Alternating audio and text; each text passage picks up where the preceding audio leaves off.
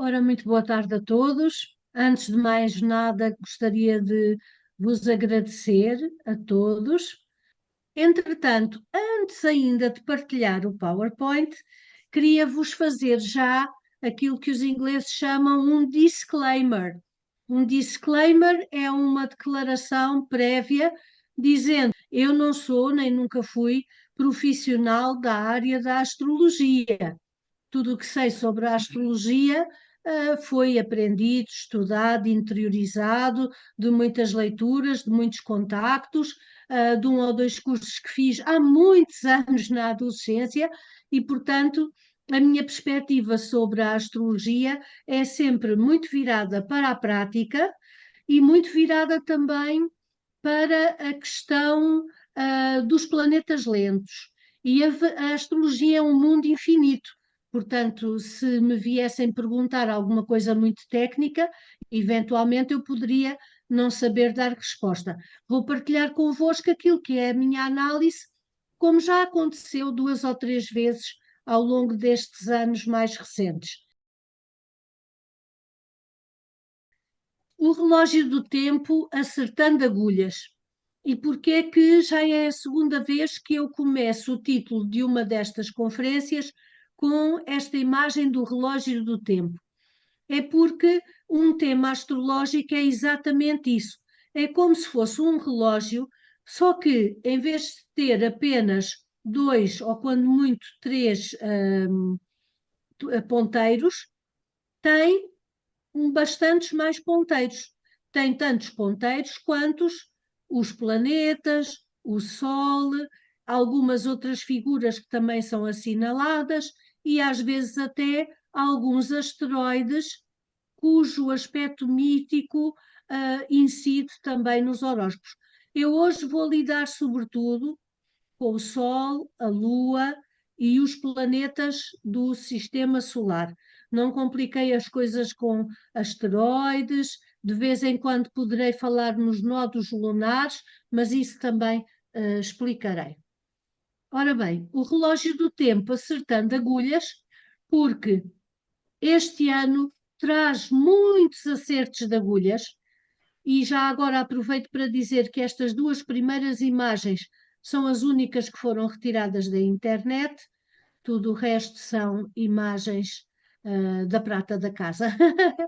Mas estas duas não tinham propriamente créditos que eu pudesse incluir, são imagens simples que evocam o tipo de complexidade desse relógio do tempo sobre o qual eu vos vou falar hoje. E eis o aspecto do ano de sideral de 2025. Então, temos aqui um tema que eu não faço como alguns astrólogos, sempre com a cúspide de carneiro à esquerda, fiz como se fosse um horóscopo horário para a latitude de Lisboa. Portanto, todos os horóscopos que nós vamos ver estão concebidos para a sua aplicação a Portugal. E, portanto, temos aqui, como é costume, aliás, no início do ano, um ascendente em balança, que dá toda a ênfase na necessidade de harmonia que nós vamos sentir ao longo do ano, e depois a maior parte dos planetas, quase todos, não estão em menos de metade do horizonte, como já aconteceu várias vezes. Nomeadamente, nos tempos do Covid, havia um fenómeno interessante. Como havia uma grande panóplia de planetas, todos acumulados só em metade do zodíaco, durante metade do ano, a maior parte do espaço ficava vazio. E depois, ao longo dos meses de verão, uma vez que o Sol avançava e alguns planetas não se afastam muito do Sol, como é o caso de Mercúrio, da Vênus, por vezes de Marte, nem sempre, então na segunda parte do ano começamos a assistir a movimento nesta área que de momento estava completamente vazia. E já vemos aqui, claro, o princípio do ano é sempre a 1 de janeiro, portanto, o Sol está sempre no signo do Capricórnio, mas temos aqui também a Lua e não o Plutão, porque já tinha entrado em Aquário, mas o começo do ano dá-se pouco depois de uma Lua nova. E, portanto, temos aqui realmente o começo de um projeto que muito provavelmente com a Lua Nova se realizou na véspera do Ano Novo, mas que implica logo aqui com a quarta casa, que é o fundo do céu e que é um dos eixos principais em termos astrológicos, que tem muito a ver com a interioridade, a casa e também a alma. Ou seja, este Sol, Lua e Plutão na quarta casa, no signo de Capricórnio, neste momento de início do ano, e depois vocês vão ver que no slide seguinte nós vamos sobrepor estes trânsitos sobre o horóscopo de Portugal que eu uso, que também nem todos os astrólogos usam o horóscopo que eu uso. Como há muitas incertezas sobre qual é o verdadeiro horóscopo de Portugal, de quando foi instituída a monarquia, e, portanto, durante o reinado, ou naquilo que deu início ao reinado de Dom Afonso Henriques, eu opto sempre por tratar Portugal em função do horóscopo da República Portuguesa. E, portanto, têm aqui o tema astrológico da República Portuguesa, para depois, quando vos mostrar a sobreposição de uma coisa com a outra, vocês poderem, de alguma forma, com a minha ajuda, ver em que setores deste horóscopo, para mim é o mais lógico para ser usado como Portugal, quer porque foi realmente uma mudança grande de paradigma, não estou a dizer se foi bom ou mau, mas apenas que é realmente uma mudança muito grande de paradigma, e este horóscopo está traçado para as 11 horas da manhã do dia 5 de outubro de 1910 em Lisboa, porque foi quando, da varanda da Câmara Municipal, foi proclamada diante do povo a República. E, portanto, o que é que nós temos? Temos um ascendente Sagitário que tem muito a ver não só com toda a expansão ultramarina portuguesa, mas depois também com as guerras que houve ainda até durante a Primeira República relacionadas com as ex-colónias, mais tarde o facto de estarmos sempre virados para fora, virados para o Atlântico, virados para aquilo que são hoje em dia os outros países de língua portuguesa, e, portanto, temos aqui este ascendente, temos, claro, um Sol em balança, e vemos aí uma das características portuguesas que, de um modo geral, é tentar sempre, sempre a via diplomática, a via da negociação, insistir muito nessa via. Temos, por exemplo, uma lua em Escorpião que dá aos portugueses um caráter às vezes bastante teimoso, mas também intuitivo, por vezes fatalista, tem um bocadinho a ver com aquela nossa parte do fado, não é?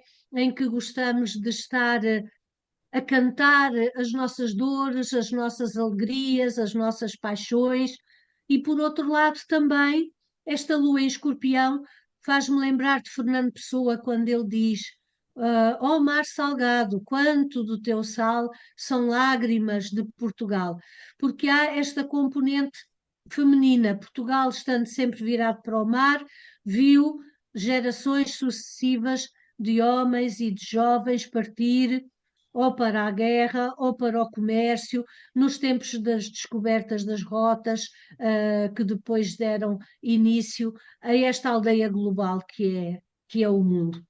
E, portanto, não vou estar a ver ponto por ponto todas as coisas, queria só dar-vos assim as coisas principais, as características principais, e mostrar-vos, porque a seguir o que vai passar-se é que eu vou sempre tentar sobrepor de alguma forma aquilo que é o que nós estamos a analisar. Por exemplo, aqui é o ano de 2025, que está aqui representado nesta fatia exterior, nesta rodela exterior que tem os planetas a vermelho, e por dentro está o horóscopo da República Portuguesa.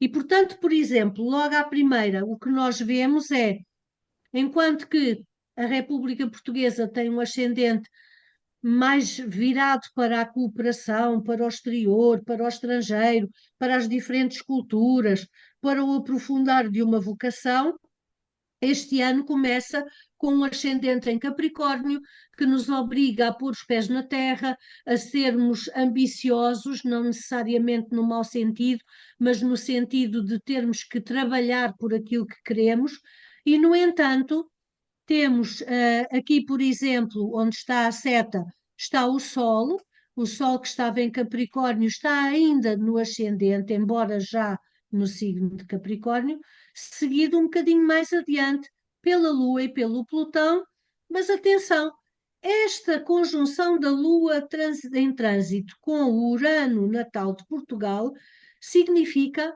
alguma trepidação. Trepidação em quê?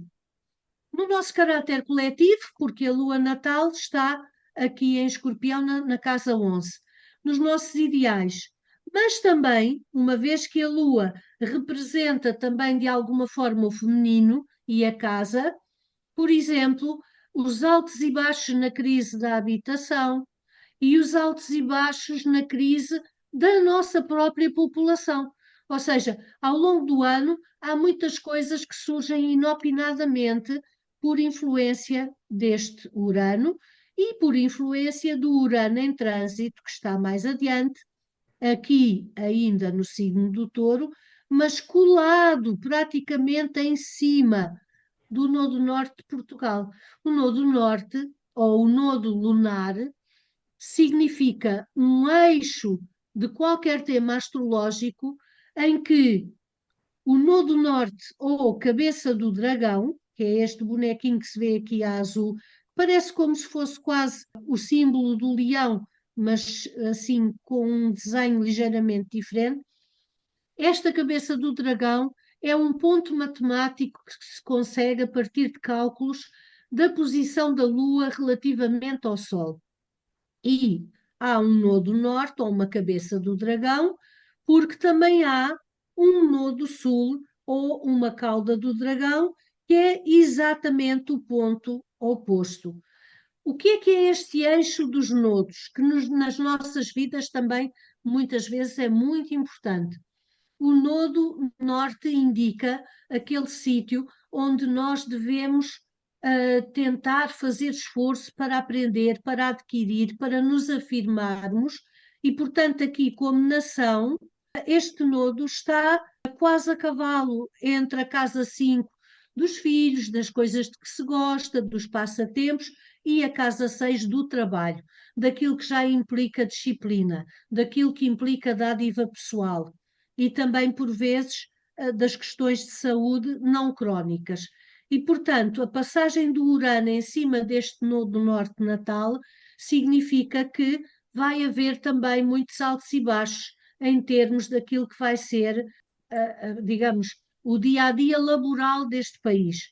Muitos altos e baixos, muitas pessoas, se calhar, com dificuldades de trabalho, ou a terem que se reformar, ou a não terem aquele emprego que sonhariam, mas também pode haver inovação nesta área, porque o Urano às vezes não traz só coisas difíceis, por vezes inova, por vezes traz coisas também agradáveis e inesperadas.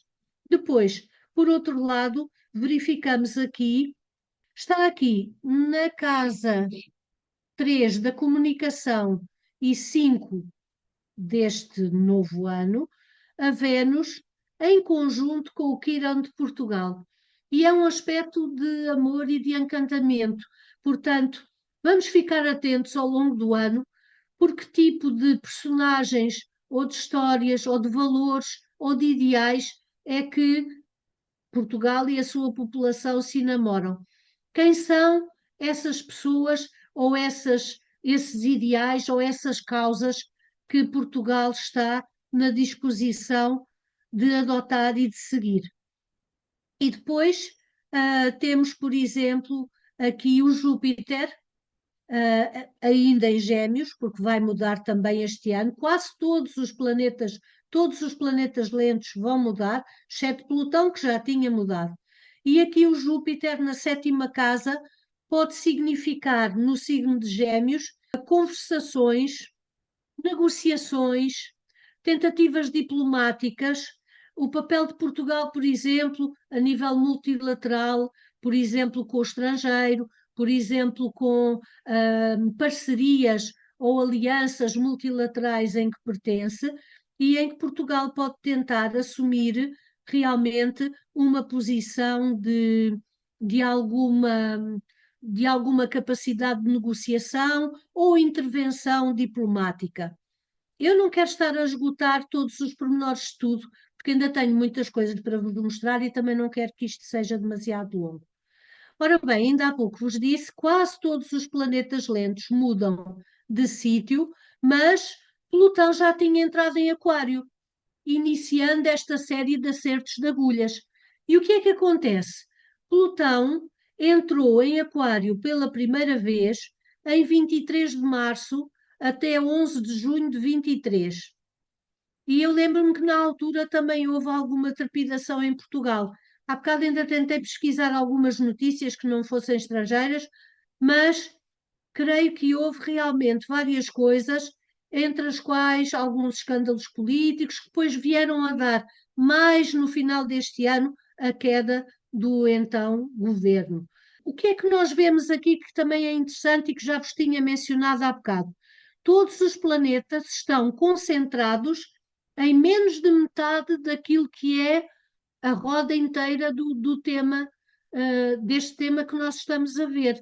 E, portanto, está tudo muito concentrado, é como se houvesse alturas do ano em que o facto de todos os planetas estarem concentrados num só lado causam quase como que uma, entre aspas, uma bipolaridade, porque toda a energia está tão concentrada que quem tem mais planetas e pontos importantes dos seus horóscopos naqueles graus vai estar quase compulsivamente impelido a agir, enquanto que do outro lado, que está completamente vazio, as pessoas que têm planetas nesta área vão exercer uma função quase como que de imã sobre as outras que nada têm nesta área.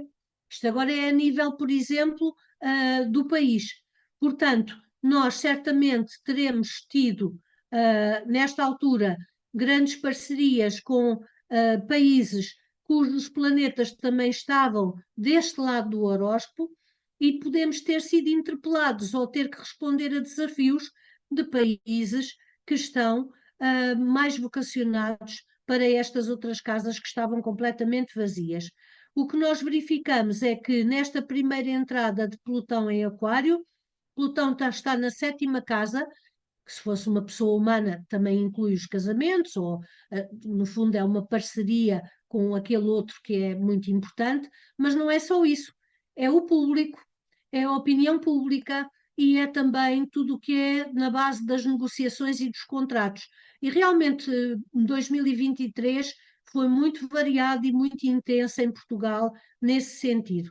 E depois temos ainda mais duas vezes a entrada do Plutão em Aquário. A primeira vai se dar em 21 de janeiro de 2024 e reparem, é curiosa porque se virem, há uma sobreposição total, há uma conjunção praticamente perfeita entre o Sol e o Plutão. O que significa que o ano de 2004, sobretudo a partir do dia 21 de janeiro, foi um ano de grande transformação, não só para Portugal em si mesmo, mas a população, as pessoas, cada um na área de vida em que isso o afetava, foram muito interpeladas a transformarem-se interiormente. E houve também, certamente, por influência de Plutão, bastantes mortes em determinados setores. Por exemplo, houve um agravamento da saúde, houve um agravamento das condições em alguns tipos de trabalho. E, portanto, esta transformação, que em certos casos pode ter tido um efeito físico ou psicológico de morte ou de pequena morte, corresponde, no fundo, a um processo de profunda, profunda transformação. E depois, nesse ano, tínhamos aqui a Lua em Gêmeos. E o que é que houve nesse ano?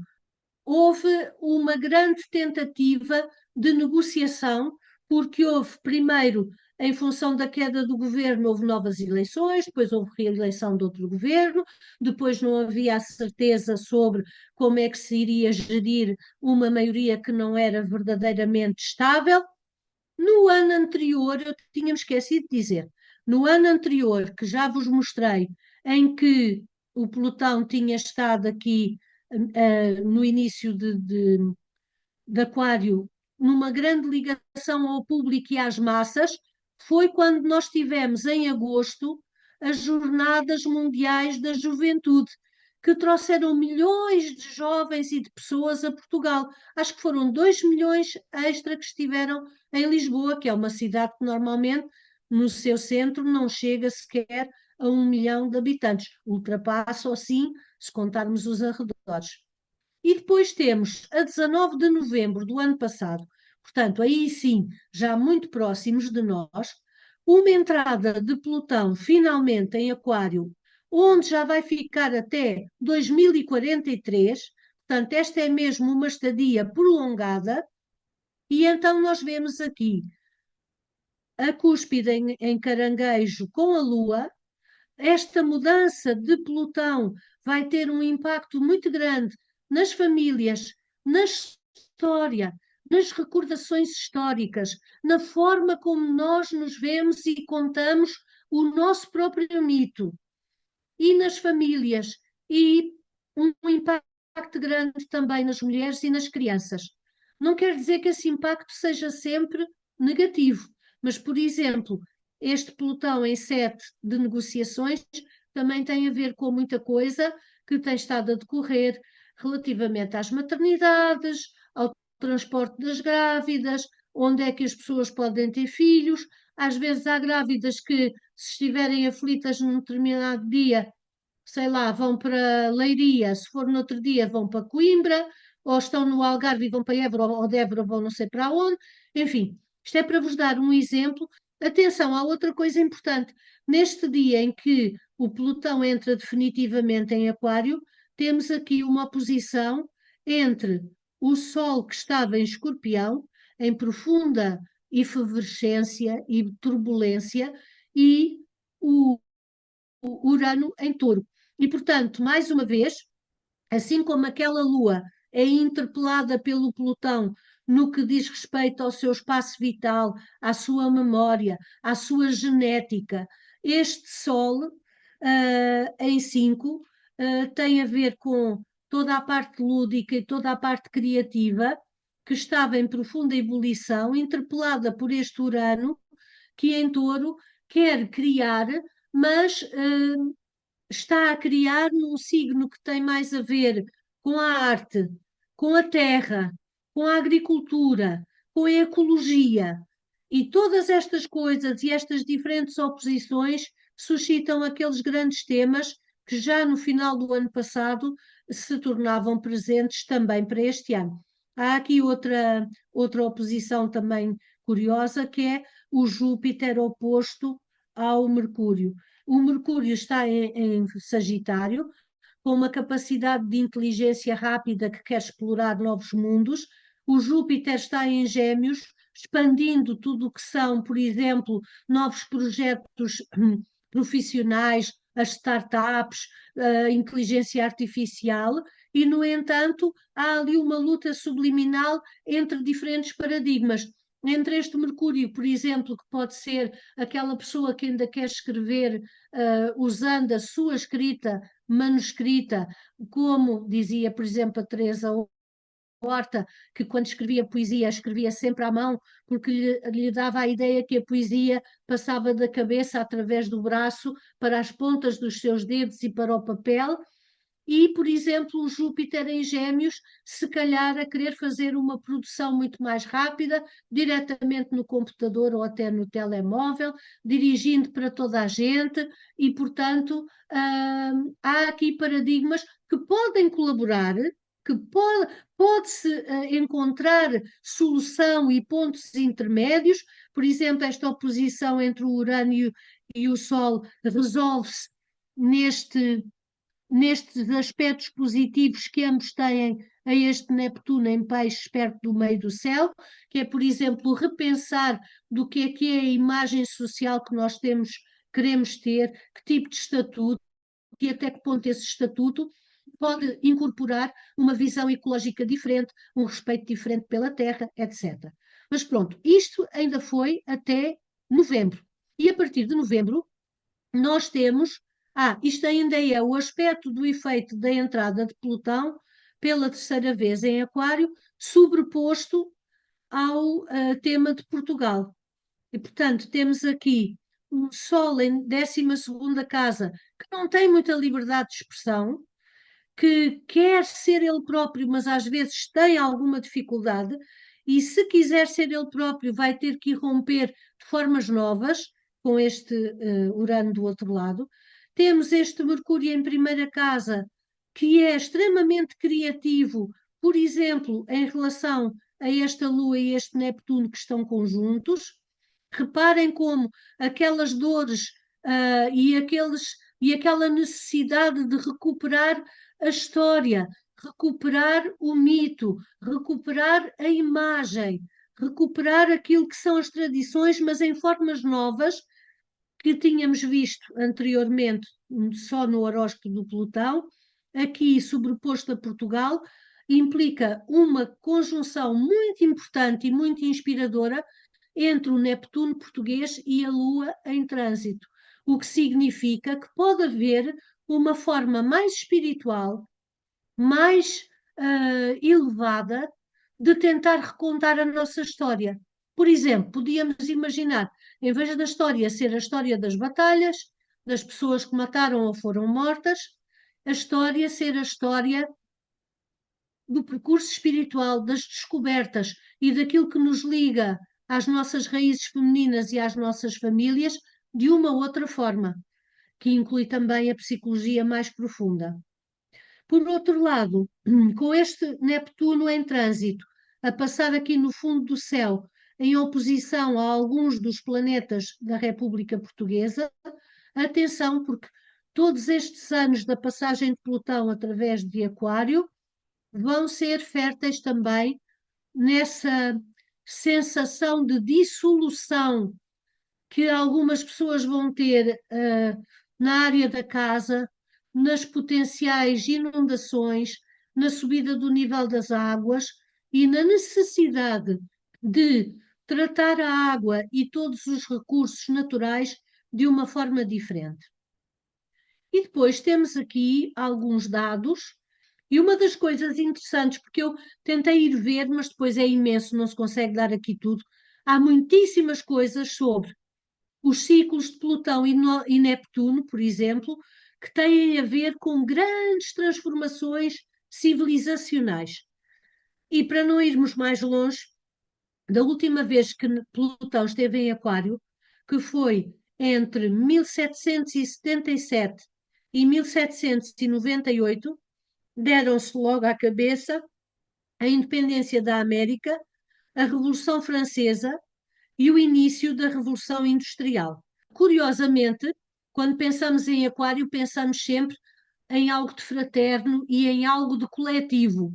Ao contrário, digamos, por exemplo, do Leão, que é tão belo e que é tão magnânime, é generoso, mas é centrado um bocadinho em si mesmo e às vezes é um bocado orgulhoso, o Aquário pende para uma certa impessoalidade, muitas vezes é criticado aos aquarianos a sua impessoalidade, mas isso vem do grande ideal que têm da igualdade, fraternidade e liberdade.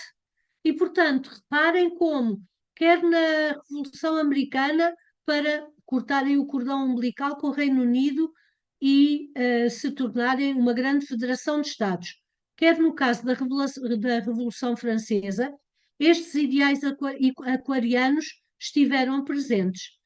E depois, Neptuno veio a ser descoberto em 1846, quando começava a surgir o interesse no espiritualismo, nos movimentos de reforma social, no sufragismo, nos votos para as mulheres. E, curiosamente, Urano estava em conjunção com Plutão em Carneiro. Ora, este ano nós temos dois planetas muito importantes a entrarem em Carneiro. Quando há planetas lentos a entrar em Carneiro, é como se começasse um ciclo maior da civilização humana, da vida da humanidade. E, portanto, Urano estava com Plutão em Carneiro em 1850 entretanto, Neptuno passa para Peixes, vem a ser descoberto em Peixes, que é onde está agora, antes da transição para o Carneiro, em 1846. Em 1848, salvo erro, é o manifesto do Karl Marx, e começa a haver também, a partir de 1850, um surgimento muito grande do movimento espírita. E a partir de uma certa altura, Blavatsky começa a tentar criar a Sociedade Teosófica, que vem a ser criada em 1875, já com o Neptuno a entrar em Touro, mas exatamente no seguimento e no, digamos, no apogeu daquilo que foi o resultado do Neptuno em Carneiro. E, portanto, nós verificamos que entre 1850 e 1900, e aliás com a ajuda em grande parte em termos de paradigma da Sociedade Teosófica, nós hoje em dia não temos noção, porque enquanto houver liberdade há tantas organizações diferentes, mas a sociedade foi a primeira em falar em fraternidade, independentemente da raça, do credo, da casta, da cor. A sociedade foi a primeira a falar em direitos humanos e no respeito que era devido aos vários reinos da natureza.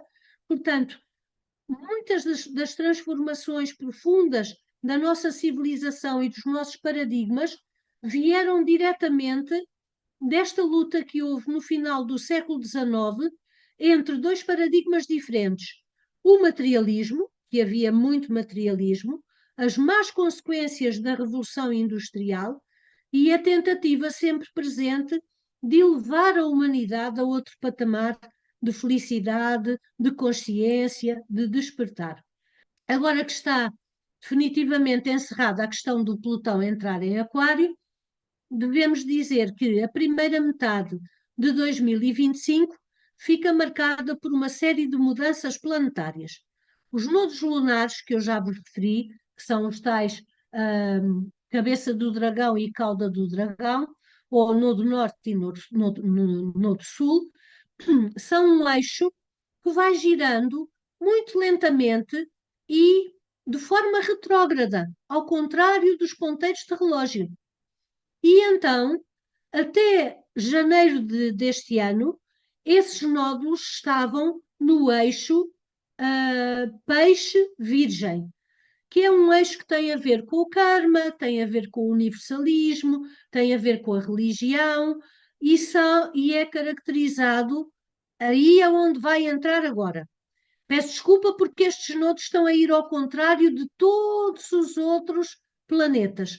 Todos os outros planetas estão a sair de Peixe e de Capricórnio, que são signos de Peixe, água, e Capricórnio, terra, e estão a entrar em signos cardinais de ação ou signos mutáveis de ar, como é, ou fixos de ar. Por exemplo, Plutão entrou em Aquário, que é ar, o Urano vai entrar em Gêmeos e o Neptuno e o Saturno vão entrar em Carneiro. Ao contrário, os nodos lunares que estavam em Carneiro, no eixo Carneiro-Balança, vão entrar em Peixe. Portanto, tudo vai avançar em termos de ação. Mas em termos daquilo que nós devemos realmente desenvolver, aprofundar e adquirir, tem uma dimensão espiritual que corresponde ao Nodo Norte em Peixe.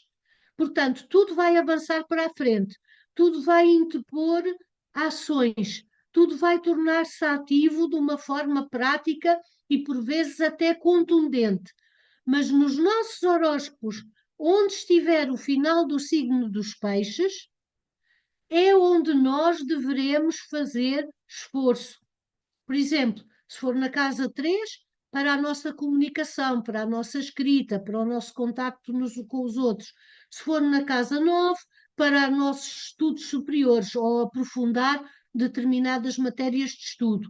Se for em casas cardinalícias, nimbar de alguma espiritualidade aquilo que depois se traduza em ações práticas. E depois, o que é que vamos ter? Em março, já no próximo mês, salvo erro no dia 25, não, no dia 30, a entrada de Saturno, de Neptuno, em Carneiro. E esta sim é que é a tal mudança muito importante, porque Neptuno foi descoberto há pouco mais de um século e tal, quando estava em Peixe, esteve até agora e está ainda em Peixe, e pela primeira vez vai começar um novo ciclo zodiacal, que no caso do Neptuno costuma de ser de cerca de 165 anos, e portanto esta entrada de Neptuno é muito importante.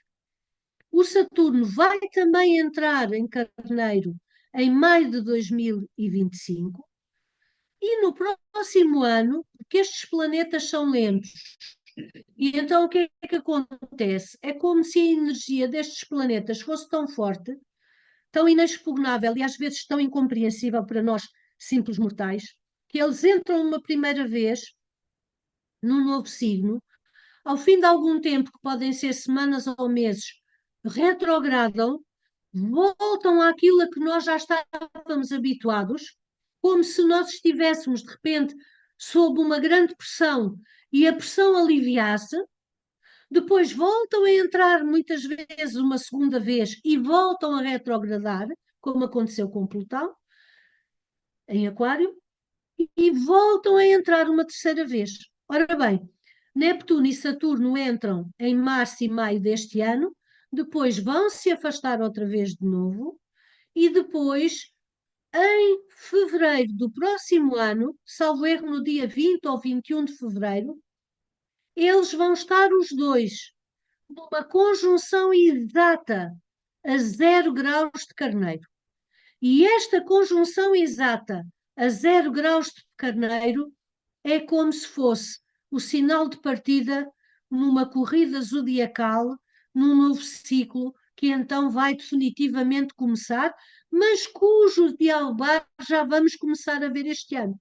Ou seja, nós agora, quando sairmos desta conferência, vamos ficar atentos e vamos ver, a partir de março e de maio, de junho e de julho, quais são as mudanças que nós estamos a notar.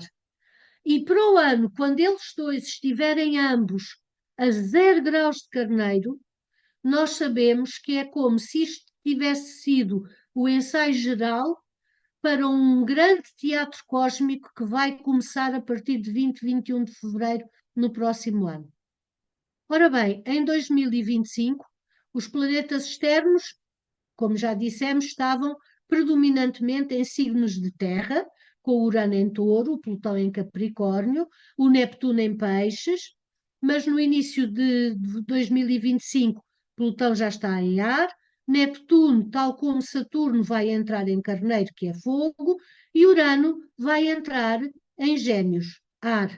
E para alguns astrólogos isto é o prenúncio de uma nova era.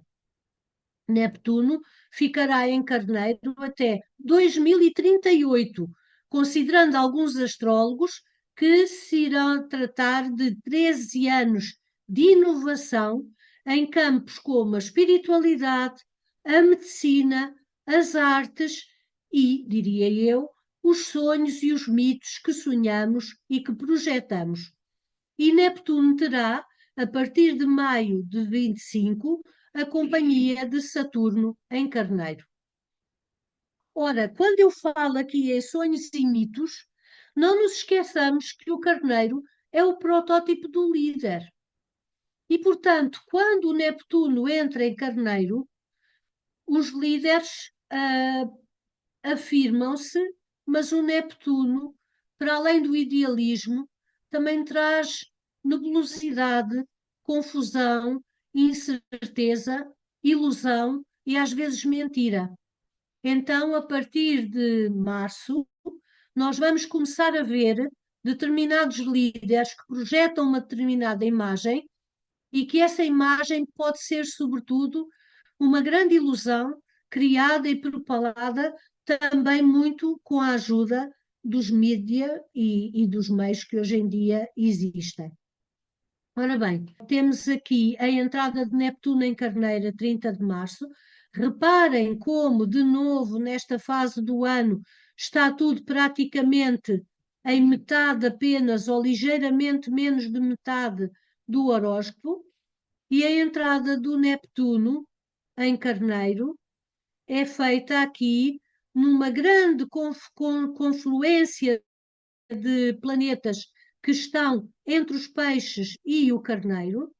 Vamos ter já no Carneiro o Mercúrio, o Neptuno, o Sol, o Quíron, a Lua e muito próximos o Nodo Norte, ou a cabeça do dragão, a Vênus e o Saturno.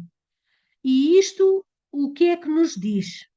Isto diz-nos que vai haver muita compulsividade em tudo quanto vier a ser decidido sobre este signo. E o maior cuidado que nós temos que ter é precisamente em tentarmos ter discernimento, clarividência e ver claro e não nos deixarmos inebriar ou iludir por algumas tentativas de liderança que possam ser completamente equivocadas. E, portanto, estarmos com muita atenção, porque aquilo que vai parecer de determinados líderes vai ser extraordinário. Agora, o que é que aquilo depois significa em termos concretos, não sabemos. E vamos saber melhor a partir de maio, quando o Saturno entrar também. Porquê? Porque o Saturno é estrutura e é a necessidade de exigir responsabilidades e limites. O que é que nós poderíamos, por exemplo, pensar? Que em março alguns destes líderes propõem coisas absolutamente fantabulásticas e que depois, em maio, com a entrada do Saturno, quando se começa a ver como é que é a estruturação daquilo que foi proposto ou daquilo que supostamente aquele líder significa, vê-se uma grande decalagem. Não há dois planetas mais distantes, porque o Saturno é a nossa estrutura propriamente dita. Por exemplo, no corpo humano, o Saturno é o esqueleto, é a pele, são os dentes, são as unhas, os cabelos, os pelos, ou seja, tudo aquilo que de alguma forma dá estrutura ao corpo e o protege. A pele protege, os pelos, a função inicial era de proteger e de aquecer. As unhas, porque eram usadas também no início quase como se fossem garras. O esqueleto, porque nos permite andar, movimentar e sustentar todo o peso do corpo com os seus músculos, com os seus órgãos, com os seus diversos sistemas. Portanto, quando Saturno entra em Carneiro, nós vamos ter imensa necessidade de atuar e temos que depois ter discernimento para que do Neptuno nos cheguem as melhores intimações de eternidade, os melhores ideais, as causas mais elevadas e não tanto assim a ilusão, a ganância, o querer projetar uma imagem irrealista, etc. E agora vamos experimentar a sobrepor este tema sobre o da República Portuguesa. E reparem numa coisa muito engraçada. Enquanto que a República Portuguesa, embora não seja bipolar e embora tendo planetas em todo o zodíaco, reparem, estamos aqui em presença dos planetas da República Portuguesa, que são estes azuis, onde a seta está a girar. No caso desta entrada de Neptuno em Peixe, nós vemos que os planetas vermelhos estão todos concentrados, quase todos, aqui em menos de metade. Mas, devido à sobreposição, a interação que se faz entre um tema e o outro, isto que poderia ser muito drástico ou muito desequilibrado, vai ser equilibrado pelo facto da República Portuguesa ter os seus planetas, não diria igualmente, porque também tem aqui um grande estélio, mas mais bem distribuídos. Ou seja, neste caso, a República Portuguesa até é profundamente interpelada por esta necessidade de uma renovada liderança, mas não fica tão desequilibrada com esta entrada do Neptuno em Carneiro. E agora aqui temos a entrada do Saturno e verificamos que, mais uma vez, quase tudo está bastante espartanamente em metade ou pouco mais, é um bocadinho mais do que metade do zodíaco. E quem é o único planeta que está em Leão, embora com um único aspecto que é positivo, mas que está a interpelar este tema do outro lado, do outro hemisfério? É o Marte em Leão. Portanto, adivinha-se que talvez a partir de maio, junho, possa haver muitas novidades a nível de coisas militares, iniciativas, não só militares, também políticas, mas militares, provavelmente muito fortes. E o que é que nós temos nesta entrada do Saturno que se vai juntar aqui ao Neptuno? Temos aqui esta conjunção entre esses tais dois planetas que são como a Terra e o fumo. Ah, o Saturno aqui traz alguma contenção, alguma necessidade de disciplina, mas por outro lado, isto também pode indiciar que, em alguns casos, as estruturas são pulverizadas, são dissolvidas por este Neptuno. Daí que eu digo que temos que ter alguma atenção às lideranças e ao que elas nos dizem das diversas coisas. E temos aqui o efeito da entrada do Saturno em Carneiro sobreposto no tema de Portugal, e vemos que não muda muito, porque a única coisa é que o Carneiro, o Saturno, se foi juntar aqui ao Neptuno e ao Nodo Norte no extremo sul, ou seja, no fundo do céu, na quarta casa de Portugal, portanto, acentuam-se as possibilidades de inundações, neste caso também de derrocadas ou deslizamentos de terra, a possibilidade sísmica.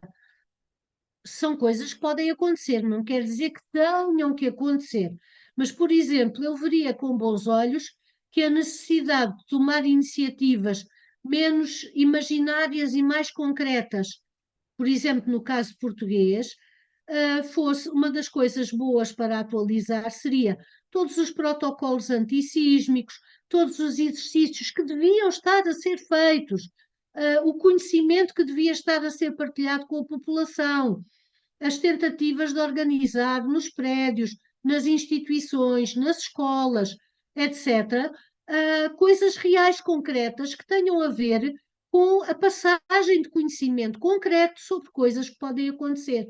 E já sabemos que os portugueses até são muito desenrascas. Portanto, se este conhecimento fosse desenvolvido, se iniciativas que não ficassem só no papel fossem concretizadas, seria muito bom para Portugal. Só temos mais dois planetas para analisar, que é a entrada de Júpiter em Caranguejo a 9 de junho. Júpiter, não se esqueçam que é um planeta lento, não tão lento como Saturno, que leva cerca de 28 anos e meio a fazer todo o percurso do zodíaco. O Júpiter leva entre 11 e 12 anos e, curiosamente, os ciclos de Júpiter correspondem relativamente aos ciclos solares, dos picos de energia solar e dos baixios da energia solar. Neste caso, a entrada do Júpiter, conjunto com o Mercúrio no signo do Caranguejo, traz de novo a questão que é muito pertinente, da nossa história, das nossas memórias, das nossas famílias, daquilo que nós consideramos e queremos relevar, escrever, registar, recordar, quase como nos registros arcáicos, das nossas tradições, da nossa genética, dos nossos sonhos, mas, embora esteja quase na casa 7, que entre outras coisas, e tecnicamente também se pode considerar que já estão também a influenciar a casa 7. Portanto, vão influenciar as relações familiares, as relações de casamento, as relações de parceria, as relações com o público, por exemplo, para aquelas pessoas que trabalham com um público ou para aquelas pessoas que são, entre aspas, ídolos, porque são futebolistas ou cantores ou escritores famosos, ou se calhar líderes políticos, independentemente de merecerem ou não essa idolatria. E tudo isto também vai de alguma forma ter a ver com a questão do trabalho. Com este Sol em 6 e em Gêmeos, o trabalho está a tornar-se cada vez mais dependente de computadores, de trabalho online, de trabalho precário, de trabalho freelance, e as condições às vezes são desafiadoras. E como vocês podem ver, existe aqui uma quadratura, ou seja, um aspecto desafiante entre esta conjunção que ainda está muito próxima entre o Saturno e o Neptuno em Carneiro, com as lideranças a escolher desmantelar determinado tipo de instituições, e depois a necessidade que há de subsistência, de memória e de ir buscar o conhecimento daqueles que sabem e tentar salvaguardar algumas coisas. E, portanto, temos também o impacto desta entrada do Júpiter em Caranguejo sobreposto ao tema de Portugal, e aqui, curiosamente, fica logo já dentro da casa 7, também relacionado com as negociações, com os relacionamentos, com o público, que neste caso é a própria população, e tem ali também o Sol. E então há um problema curioso, que é esta entrada do Júpiter em Caranguejo pressupõe aqui, tanto nos últimos tempos do Júpiter em Gêmeos, como na entrada em Caranguejo, uma conjunção muito próxima com o Plutão em casa 7 de Portugal. Portanto, pode haver mudanças grandes, súbitas, com figuras públicas, por exemplo, alguma figura pública muito amada que possa já ter uma certa idade e desencarnar, sei lá, estou-me a lembrar, para não serem sempre políticos, estou-me a lembrar, por exemplo, de aquele ator, o Rui de Carvalho, por exemplo, ou um grande cantor, ou alguém assim, mas também tem a ver com a própria população, no sentido da população estar muito preocupada com os seus contratos coletivos, com as suas oportunidades de trabalho, com os seus relacionamentos diretos, com as casas que há ou não há e os novos contratos a fazer. Portanto, isto é uma coisa que vai estar em causa. Agora, peço desculpa que às vezes tenho que mudar aqui as janelinhas. A entrada do Urano em Gêmeos. Este é o outro peso pesado. E o Urano, da última vez que esteve em Gêmeos, eu penso que houve. Para já, da última vez que Urano esteve em Gêmeos foi durante a Segunda Guerra Mundial e muitas fronteiras mudaram. Ora, com a indecisão ou as más decisões que vêm daquele Neptuno, que nem sempre é muito discernido, embora idealista, e com tudo aquilo que se vê de dissolução de estruturas, etc., não me admiraria, com a situação na Europa, por exemplo, com a Ucrânia, enfim, que haja ali mudanças em termos de estruturas físicas, de fronteiras, mas as coisas não são só o lado negativo. O Urano em Gêmeos, ao longo da história, também deu origem a muitas, muitas eurecas de cientistas, de astrofísicos. O próprio Plutão em Aquário também presidiu a grandes descobertas do ponto de vista das questões do espaço, daquilo que nos rodeia, e, portanto, todas estas entradas são positivas. É evidente que, se estamos a falar, temos que mencionar as potencialidades negativas também. Mas o que eu quero dizer é que tudo isto é o início de um novo ciclo. E um novo ciclo, mesmo que na altura seja doloroso, é como uma dor de parto, que depois dá origem a qualquer coisa de novo, de radicalmente diferente, de maravilhoso, e podemos nos inspirar. Aqui temos a sobreposição da entrada de Urano no horóscopo de Portugal, e é na casa 6, conjunto com Vênus.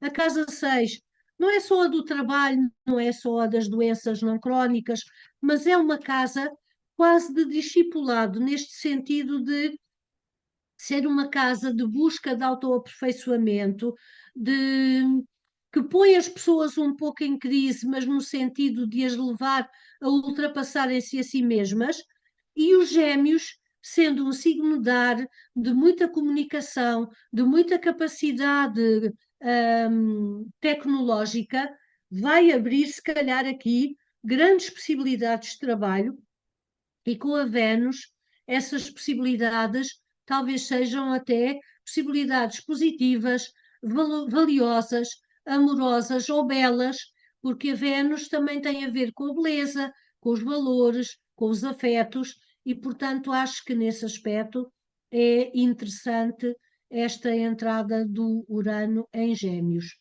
A astrologia de 2025 pode significar o início revelador de um novo ciclo.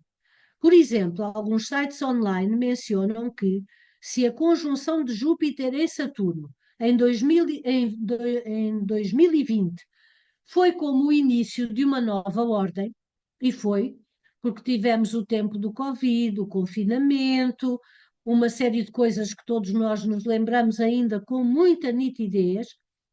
Entre o final de 2024 e o ano de 2025, com todos os planetas lentos a entrarem em novos signos, isto marcará o início de um novo mundo.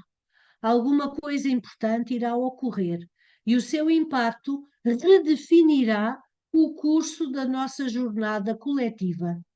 Teremos de nos concentrar nas oportunidades que surgirão, sem ficarmos presos ao passado, uma vez que a mudança só pode ser benéfica se reconhecermos nela a potencialidade que encerra. Alguns desses sites relembram ainda que o universo trabalha a nosso favor, pelo que vale a pena manter uma mente aberta e confiar no processo. Ou seja, agora já por palavras nossas, confiar no acertar das agulhas deste relógio do tempo, contribuindo com o nosso amor e os nossos melhores sonhos para concretizarmos uma realidade mais plena e mais humana, está na órbita do possível. Aqui é uma fotografia tirada com um telemóvel vulgaríssimo. Temos uma conjunção entre a Lua e Vênus. Não foi agora, já foi há algum tempo, mas é apenas para dizer que, apesar da distância espacial, muitos destes astros têm sobre nós uma influência, inclusive energética, muito forte.